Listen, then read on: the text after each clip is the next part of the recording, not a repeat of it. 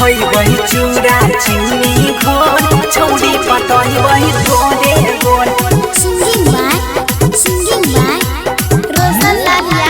खैबही चूड़ा चिन्नी घोर छौरी पटैबही गोरे गोर। खैबही चूड़ा चिन्नी घोर छौरी पटैबही गोरे गोर। जे दिन पैसा ओखा में चश्मा माला मिलै के मौका बेजोर। खैबही चूड़ा चिन्नी घोर छौरी पटैबही गोरे गोर।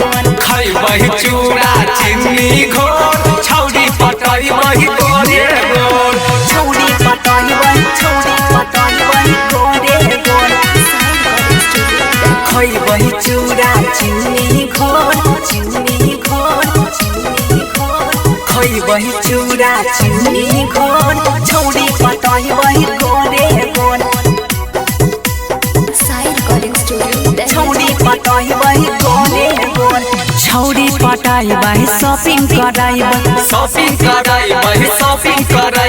छौरी पटैबही शॉपिंग कराइबै ब्यूटी पार्लर में फेस चमकैबै। होतै जे रौदा छाता लगैबै छाता लगैबै मार्केट घुरबै जरे जरा। खैबही चूड़ा चिन्नी घोर छौरी पटैबही गोरे गोर।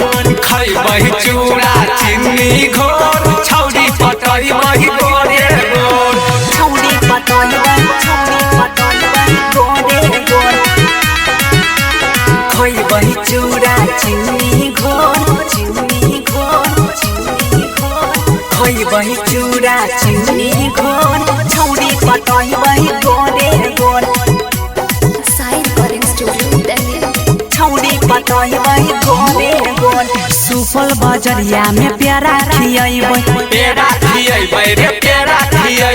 सुपौल बजरिया में प्यारा खियैबै बगले में गाँव गिदराही घुमैबै। सुमन गुड्डू लेके बाटी रमेश रौशन लेके बाटी घुमाई देबै लोकहावन। खैबही चूड़ा चिन्नी घोर छौरी पटैबही गोरे गोर। खैबही चूड़ा चिन्नी घोर छौरी पटैबही गोरे।